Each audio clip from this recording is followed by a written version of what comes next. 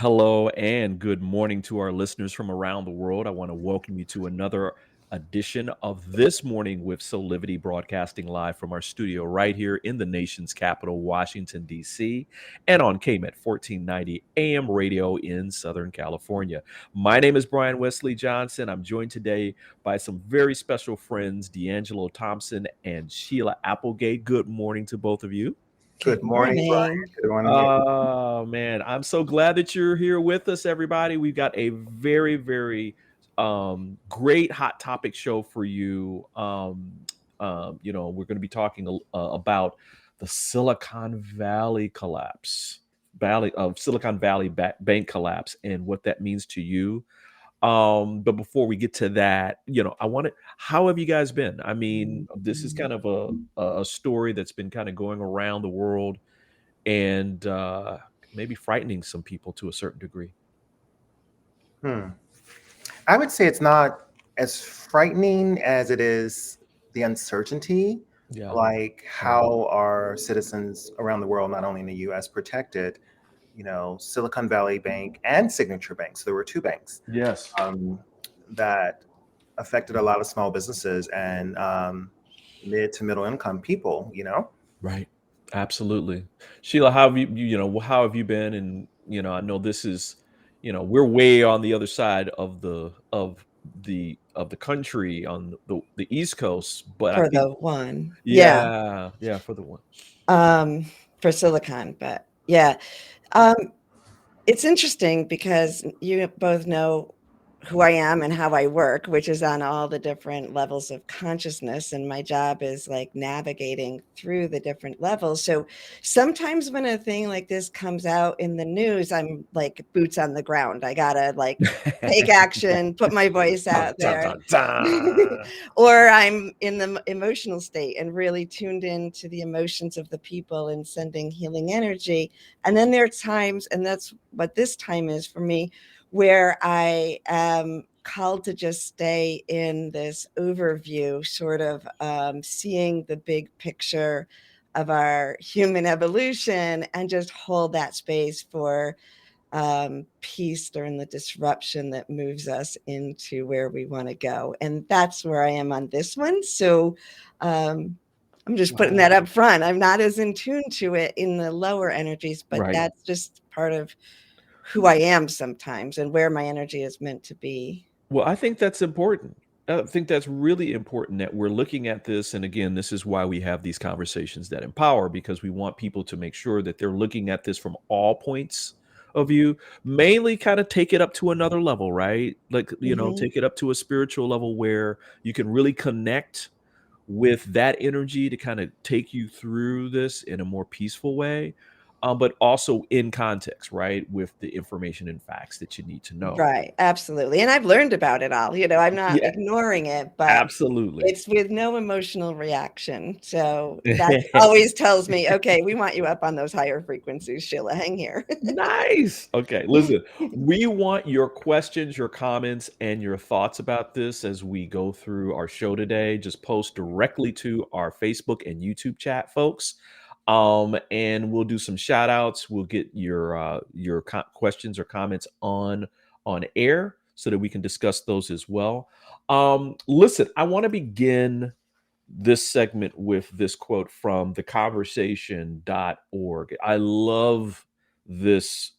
I love this organization where they have beautiful scholars from all around the country talking about different subjects. So if you haven't heard about theconversation.org, please go check it out.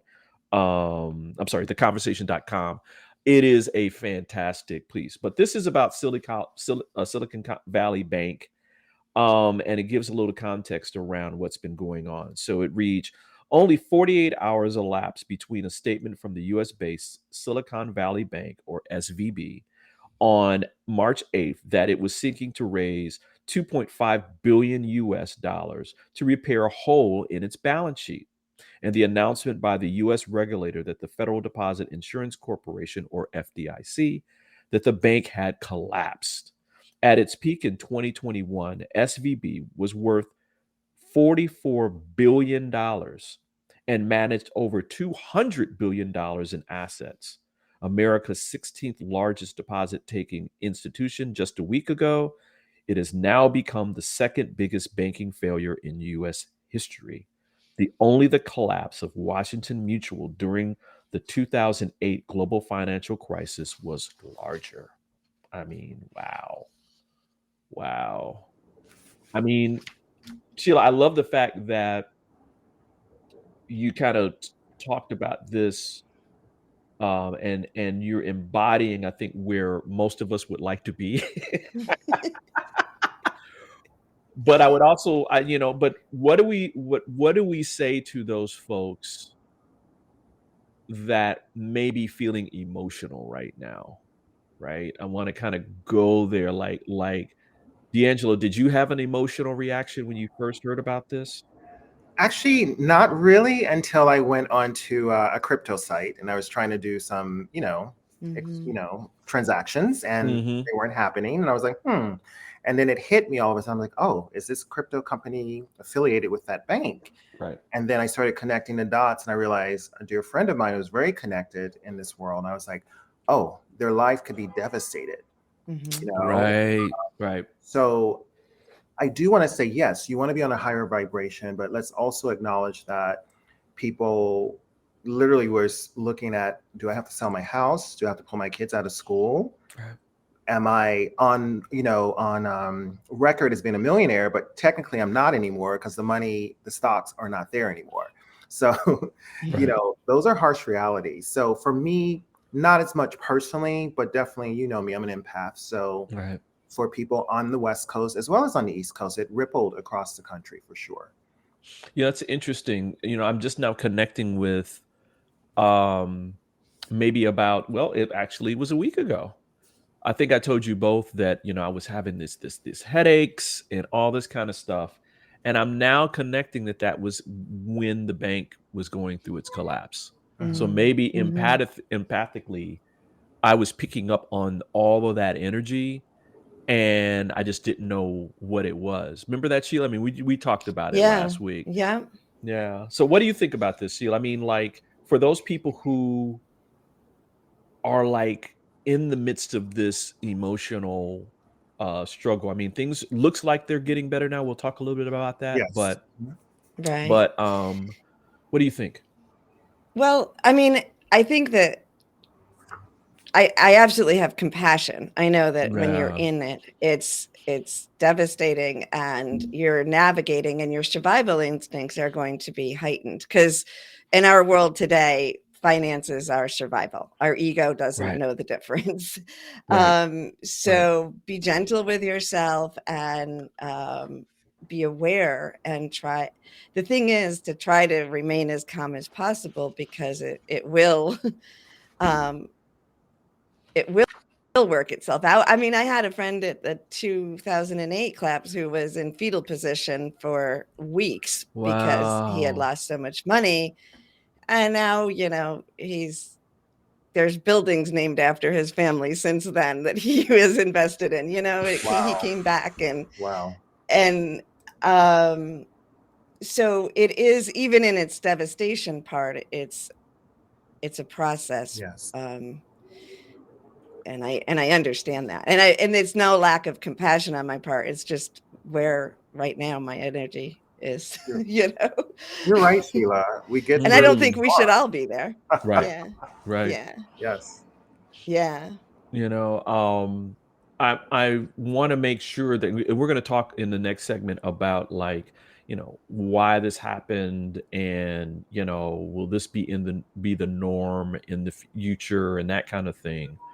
But just to kind of preface that, I want to make sure that people understand this collapse, or these collapses, are not the same as the ones that happened in 2008, like some of the causes behind that. There's some more technical kinds of things behind that. Again, we're going to show you some information about that, talk to you about some information about that, but it's different. Yes. I can't help but think about this from a spiritual kind of sense. Like there's something in the air about this that we should all be paying attention to. D'Angelo, do you have some thoughts about that? Oh, for sure. It's a resetting, right? Mm. We're all like Alright. Sheila was It saying is. about her friend. It's he went through what he went through, but it was a spiritual reset for him. And I think for my friends that are going through it right now, I know they want to shift and change in their lives. And this, I think, was the pinnacle to let them know, okay, it's time to really take control of your lives and reset. Not even reset, Right. reboot. Turn it off, turn the computer off, and plug it back. Dump all the files and start the files, you know? Get a new modem. Yes, everything. So yes, it Exactly. is everything that happens in our lives. We know this. All of us know this, that it is a kind of a mirror for us to do the work. And I think for any of us, whether we dealt with this or not through SVP, is that we have to take control of our own lives, period. Period. I sense, Sheila, that you are in full agreement around that. I am. And I'm also, I mean, in part of what seems like an emotional disconnect is because I'm seeing it from the global picture. So in 2008, I did a channeled message, and it was called the financial reset is what they told me to call it. And the message just talked about the old paradigm collapsing, and that there would be this period of time where there was an opportunity for businesses, banks, or industries in the corporate world to transition into the new paradigm.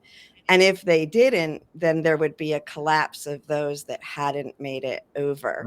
And I didn't know it would be 15 years, but it feels like, oh, okay, this is what they told me about. Wow. And I think in this case, it's not necessarily that particular bank, but the banking industry. It has to upgrade or get dissolved. And that's scary because we're tied into it because we don't know enough about it. It feels like it controls us, and it does. Right. But in order for it to dissolve, that's scary because we're attached to it. And we're going to talk about this in a minute around, like, the whys, and kind of tell people, answer the question, is this going to be the norm in the next segment? But there's no coincidence that under the last presidential administration, where they passed with Congress, that they passed laws that weakened certain things that during that administration and now after, there were several banks that also collapsed. I think people don't really realize it because they were smaller banks and they really didn't affect them as much, but that was also going on. So we're going to talk a little bit about that. We're going to take a quick break, and when we come back, we'll talk, we'll keep it right here. Important topic today on This Morning with Soulivity. Hey there, this is Brian with Soulivity.com. I want to share some exciting news about our new Aspire Academy by Soulivity. Now, you probably want to know what the Aspire Academy by Soulivity is. Well, it exclusively connects you with people around the globe and who share the intense desire to improve themselves and create a better life for themselves today. There's classes, there's workshops, there's live events, and even more exclusively just for you. You see, I wanted you to have a safe space where you could grow, you can learn, and it would empower you in all aspects of your life, including your mind, your body, and your soul. So how do you get started? Well, it is so easy. First of all, the best part, joining Aspire Academy is absolutely free. Just click on the Join Now button, sign up, and begin your journey. As a special part of this invitation to you, there are some free courses that are available for you to try from our amazing roster of coaches and collaborators. It's our way of saying thank you for all of your support and being with us along our journey of expansion. I hope you enjoy the Aspire Academy by Soulivity today. Start the process. Learn more about your passion, your purpose, and how to live a higher quality life.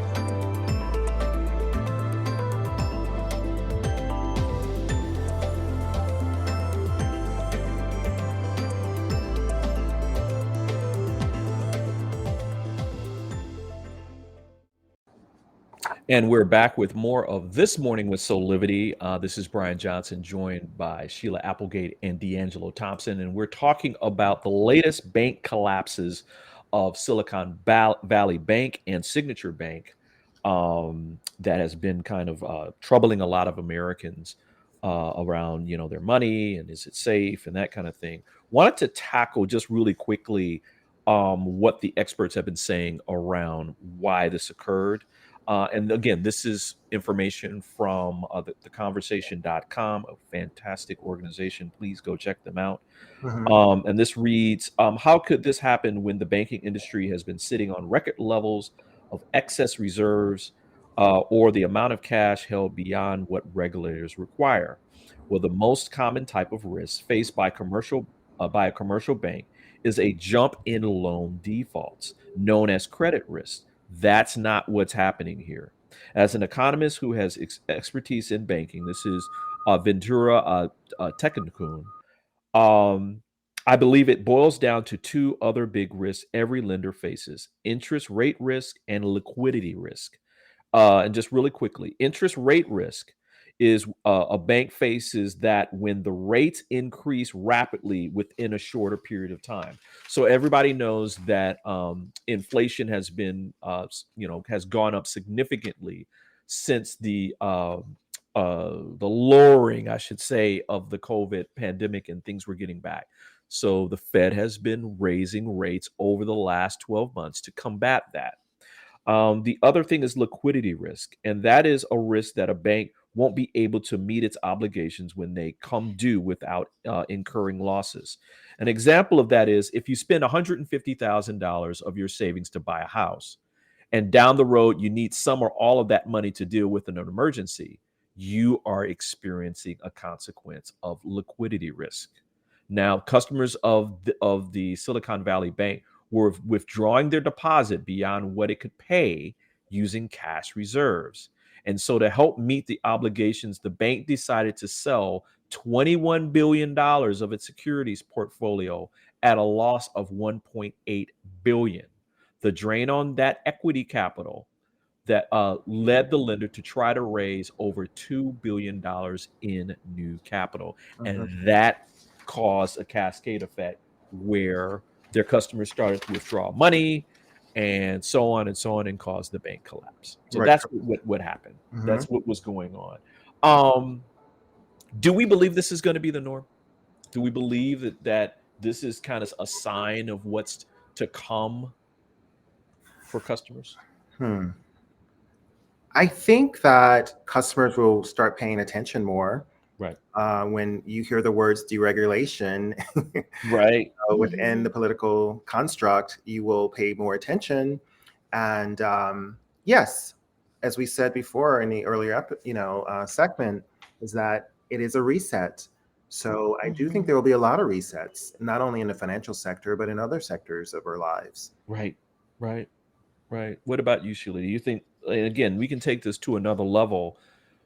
Spiritually, do we think Well, that yeah. this is a sign? Is it a sign? It's a reflection of the shift and the changings that are happening in every area. And it's not really that much different than the pandemic. This there's a shift in consciousness and energy in our world that is moving us in the direction we want to go. But just like a caterpillar that goes into the cocoon to become the butterfly, it loses itself. Like that's probably painful for the caterpillar. We don't think about that as all of its body parts slip away, right? And it doesn't know where it's going. Right. So I think there's going to be some level of that here. And right now it feels like in the government and in our corporate regulations and all of that, they're putting out fires because it's so embedded in the Wall Street's power in our government. And it's just such an entangled relationship that for a relationship that like that to untangle itself, unfortunately, is going to be messy. And the serfs are the ones that will feel it, One aspect of this that I thought was funny in the political realm was, we've got a presidential election season that's already starting, right? There's been talk around, oh, well, this happened because of these woke banks, right? I mean, again, something that we kind of talked about about a week or so ago. And I thought it was funny because the same people that were saying this were on the board of like Signature Bank. Like, I think Jared and Ivanka were both on the board, or one of them were on the board at Signature Bank. They a lot of the Trump administration did a lot of banking with Signature Bank. And so the idea that wokeness and this, are together, I think it's actually the exact opposite, right? What do you think, Dee? Yeah, I think it's interesting that I don't want to get too political with this, and this is what I'm really trying to be very careful with, because it's affecting people on both sides. Absolutely. So absolutely. I just think for all of us, it's about paying attention and really and being proactive. And as Sheila said, it's a reset on every level, not just the financial sector, but the pandemic was part of it. Right. And many things around the world are saying, or not even saying, screaming to the world, wake up, wake up. Right. I as I think about this, I think that make sure that everyone, that you're paying attention to what we're talking about right now. That all the other stuff that happens is noise. That's just noise, and that people are trying to keep a status quo going around our banking system, because people are actually profiting off of a lot of this. So we're going to talk a lot about, in the next segment, about this. A lot of our most of our deposits are insured up to $250,000 by the SDIC. SDIC. Got some surprising information to share with you about that with some of the banks in America. So we're going to take a quick break, and we'll be back with more of This Morning with Soulivity. Hi there, Sheila Applegate here with some exciting news. I've joined the incredible Soulivity team as the host of the new Consciously Awesome live show, where I will be sharing insights to help you discover your full brilliance and claim the vibrant life you deserve. So tune in every Wednesday right here on Soulivity TV to join the fun, and remember to subscribe to the channel so that you don't miss a single episode. Have an awesome week, and I will see you on Wednesday.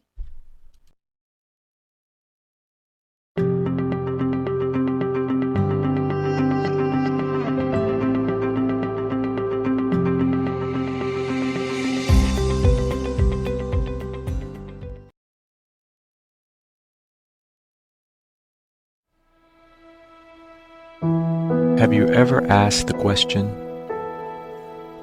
if I was to be anything, what would I be? regardless of money, regardless of status, beyond popularity and fame. Living your passion, feeling your life has purpose. Soulivity is a space to nurture that which lives in all of us. A place where work can become play, and doing what we love creates the dreams of a lifetime.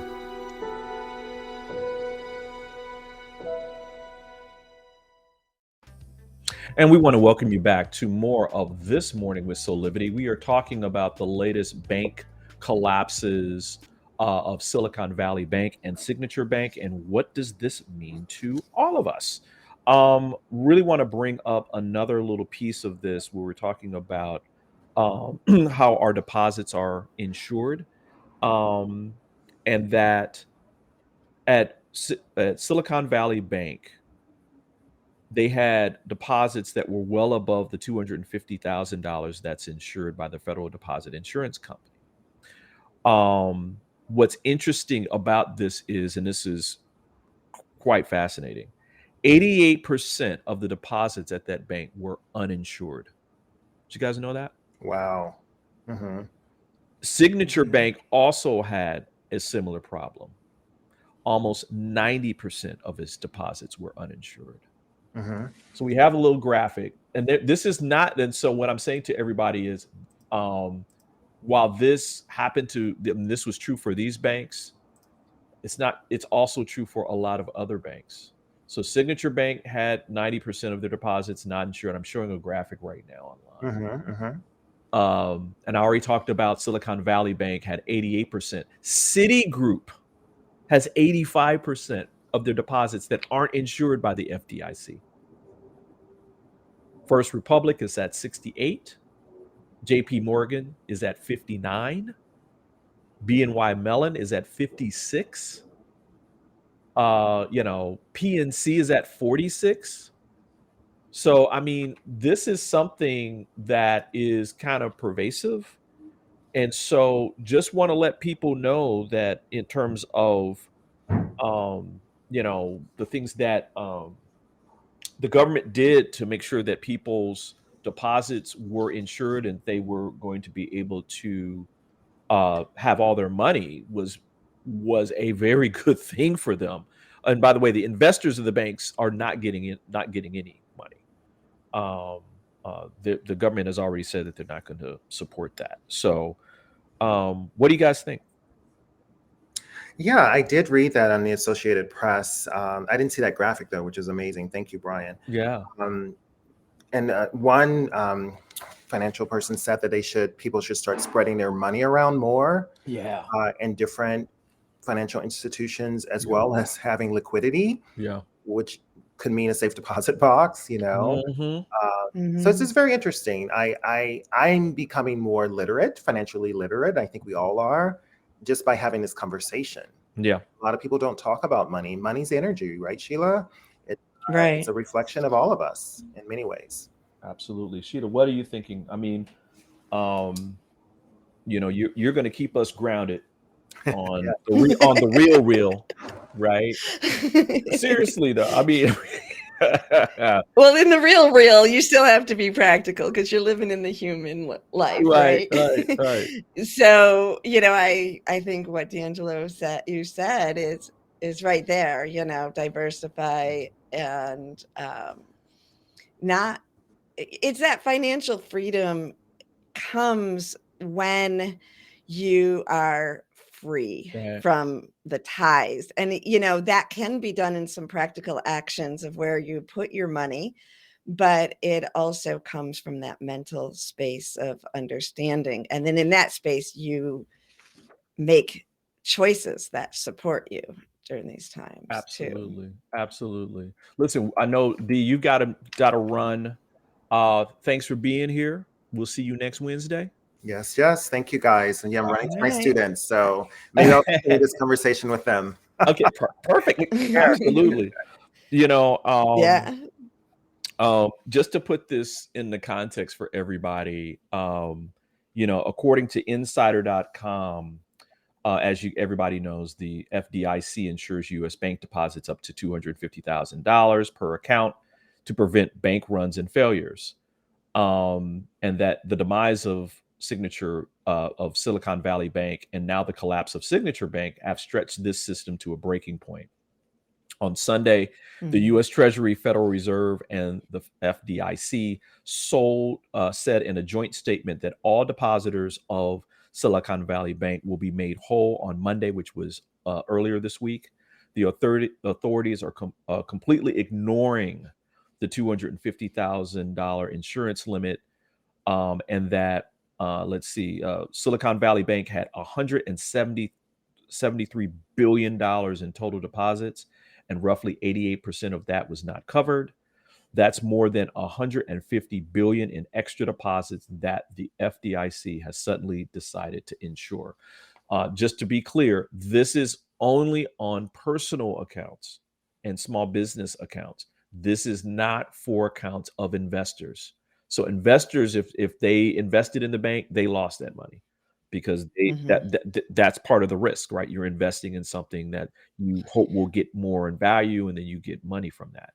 So, Right. But last time they didn't have. So correct. the CEOs Yep. and the investors came out fine last time. So that is a big shift Absolutely. in really trying to focus on protecting the people who were being hurt by it, rather than those that created it. Right? Yeah, and I think going back to what you were saying before, Sheila, around all of this, that tells me that this is more about a reset or a reboot, as you guys were saying, right? I mean, the people who banked with them are basically going to be made whole, or are actually whole now. I guess they're getting money to them, and that part of it, of course, is fine. It's the riskiness around the banking system that has come about because of certain people want that risk to make money that is being challenged.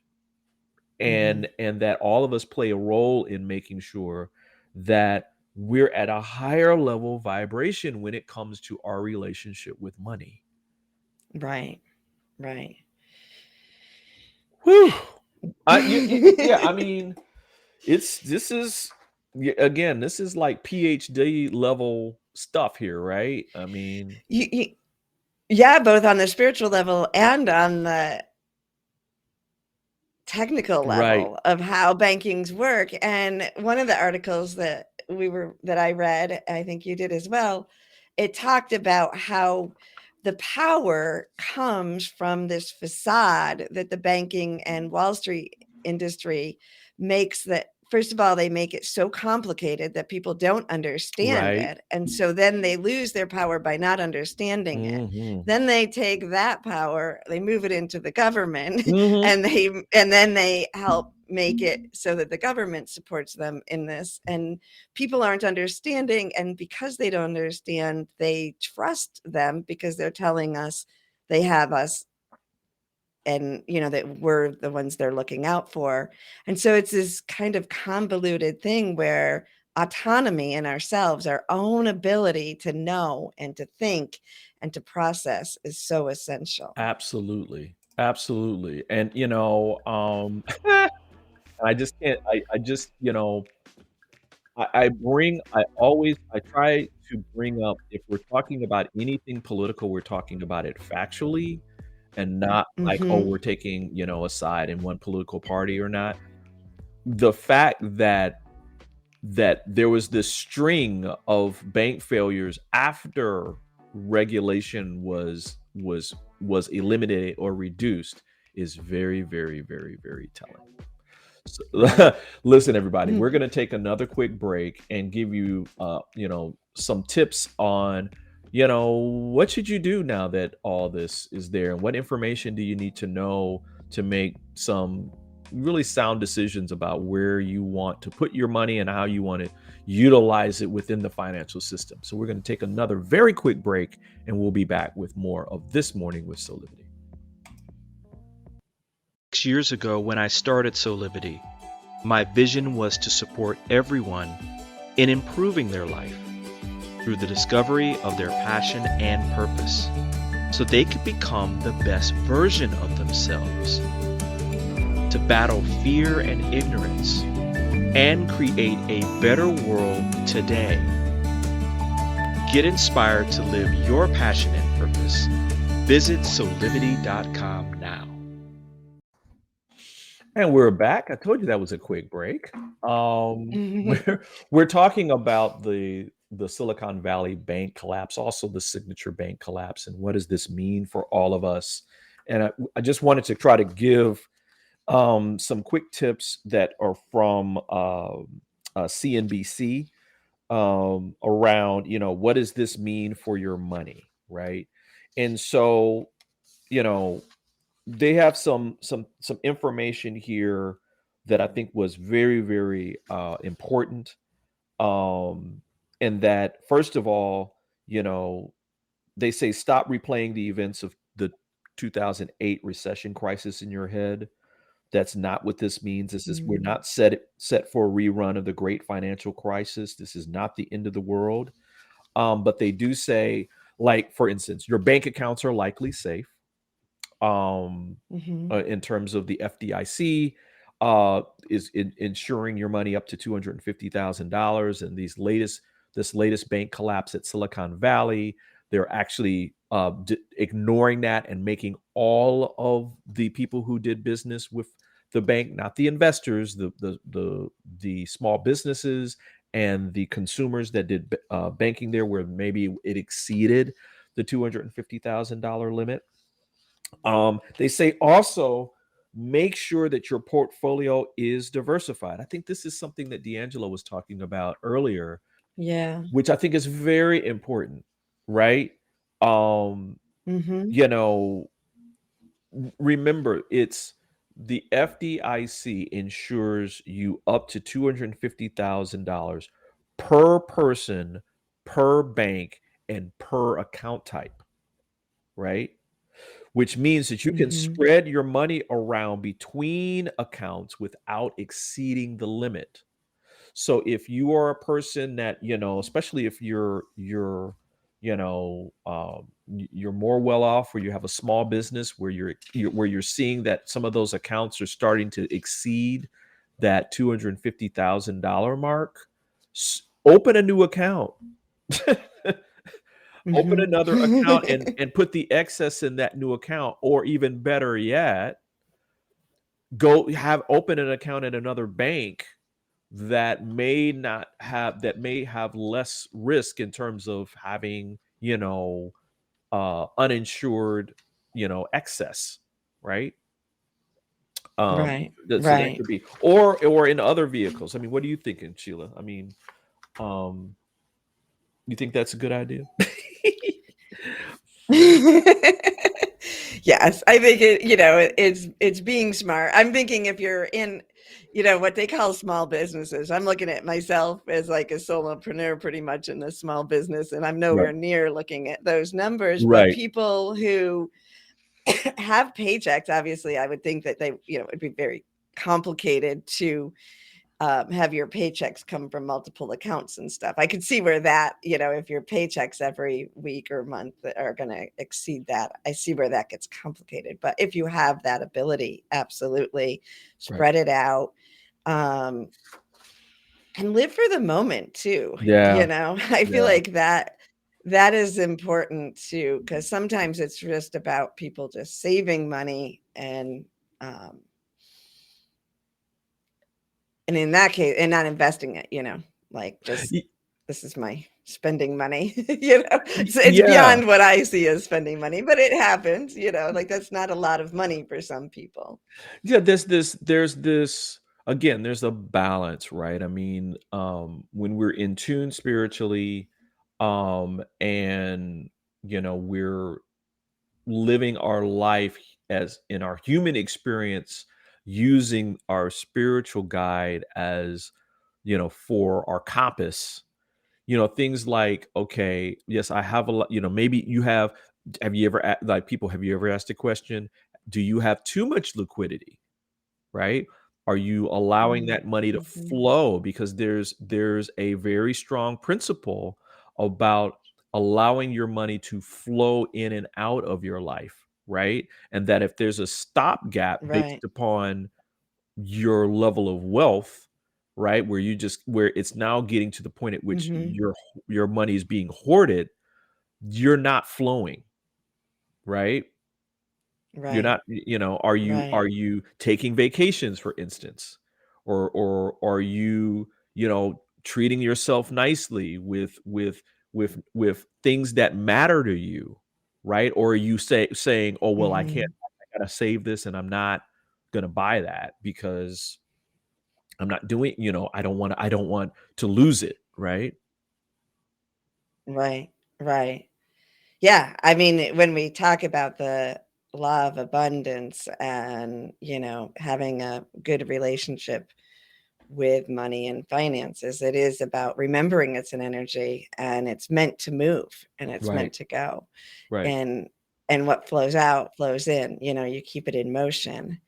For me, and I'm talking much smaller than a lot of these Oh businesses or yeah. people I that think have I been think hurt. Um, 99.9% of people are smaller than that. Right. But for me, and I, having been running my own business throughout raising children, and I had the mentality of I just always invested in my children. And that meant like, Wow.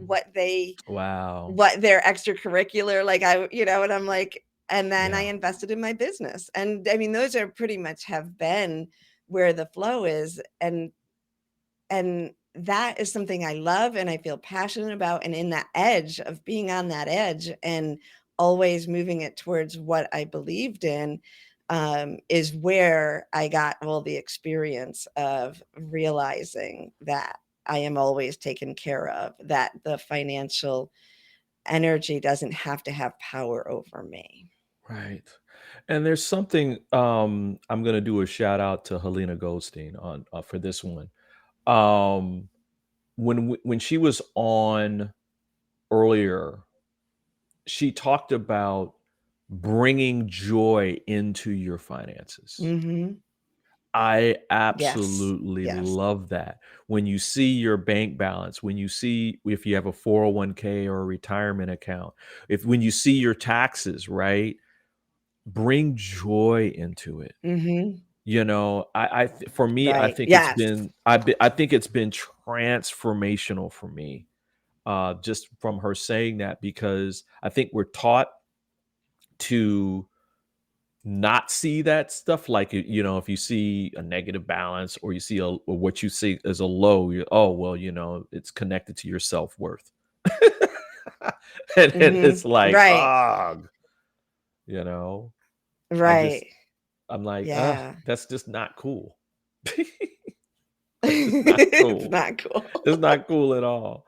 Listen, wow, listen, we're gonna take another quick break, and when we come back, we'll have some final thoughts about all of this on This Morning with Soulivity. We'll be right back.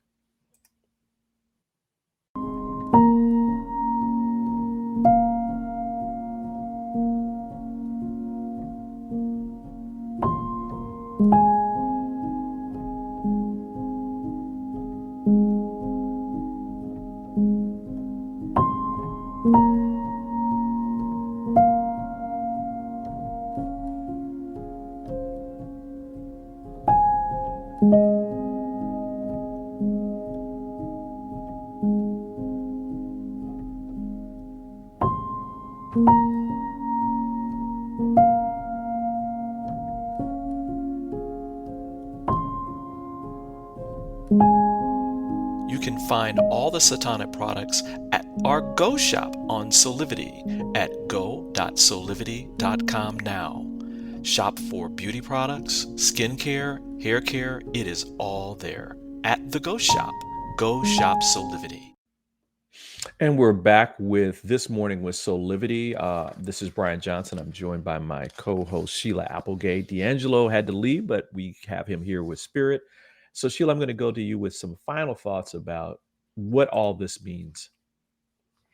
I love what you ended with before the break, in that, it's an opportunity to bring joy in. And everything that we're faced with, we have the opportunity to choose between fear or love and joy. I think they kind of entwine when you realize joy isn't vibration.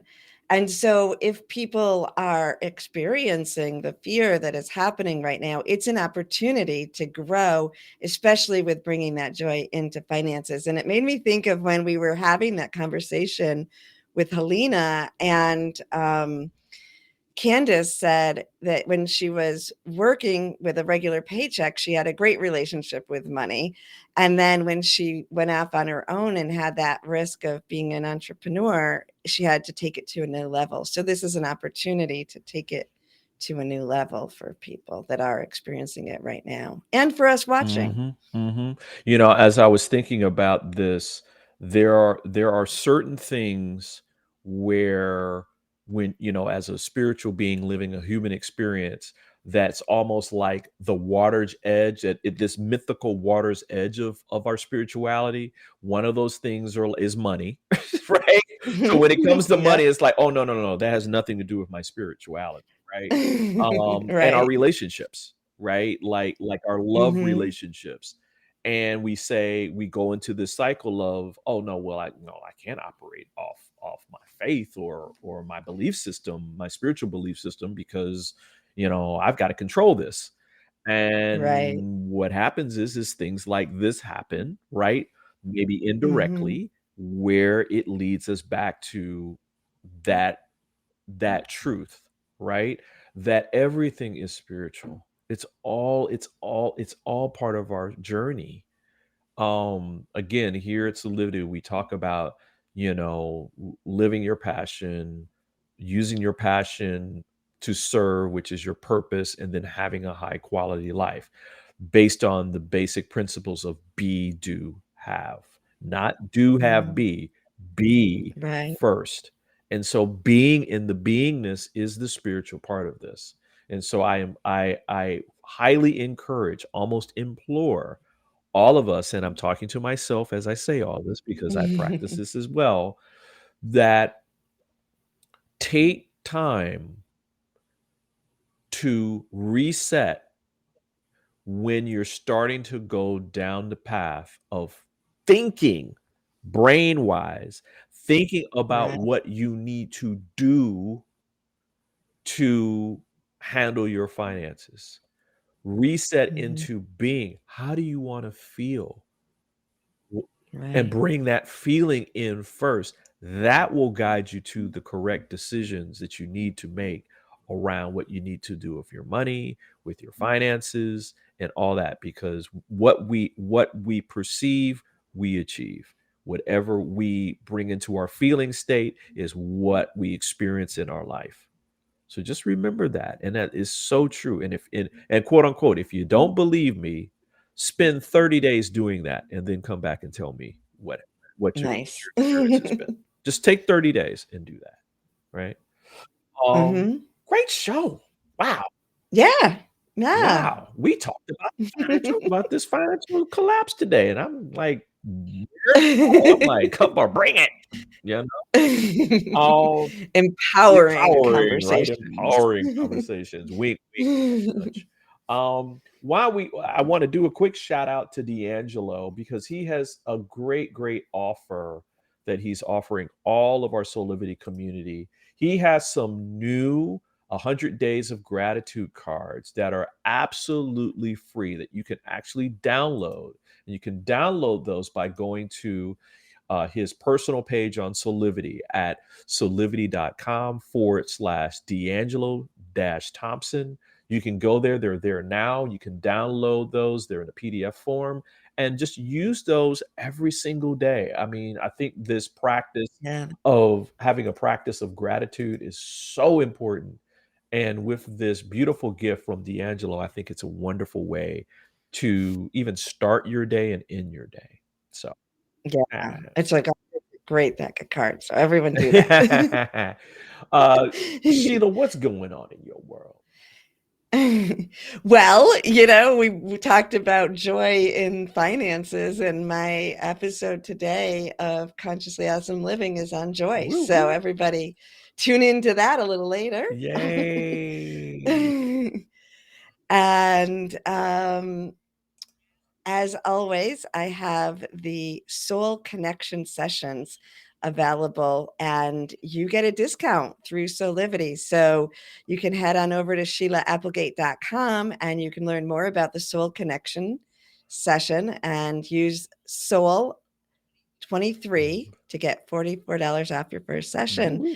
And in that session, we just help you connect to your soul, see things from a higher perspective, and I guide you with information from the divine on the topics that are most important to you. Fantastic. I love it. I love it. I love it. I love it. I love it. You can also, you know, Sheila, you got all these great videos and other articles. Yeah.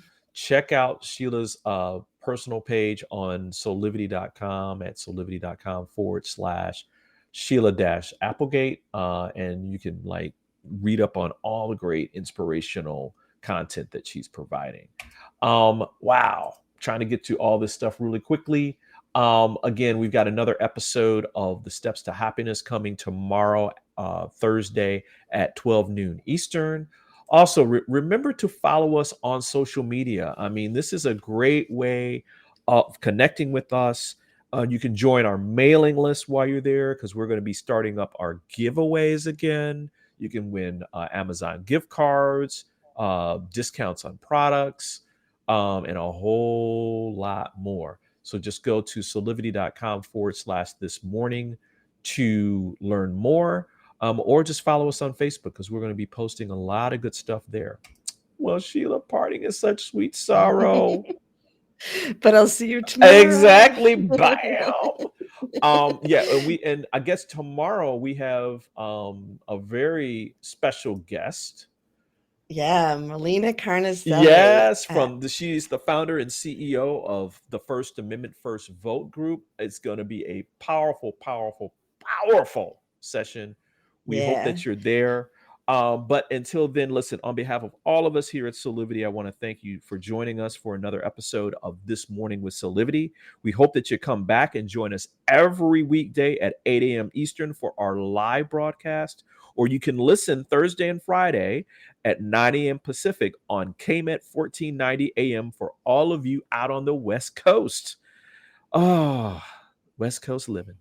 Until next time, keep on having real conversations that empower with passion and purpose and create a life full of high quality living today. We will see you next time. Bye, everyone. Bye.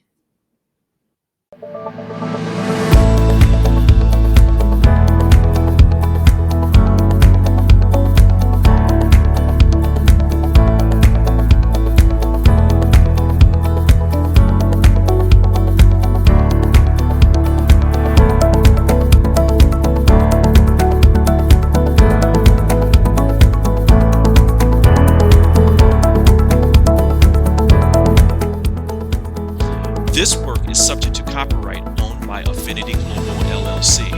Any reproduction or republication of all or part of this is expressly prohibited unless Affinity Global LLC has explicitly granted its prior written consent.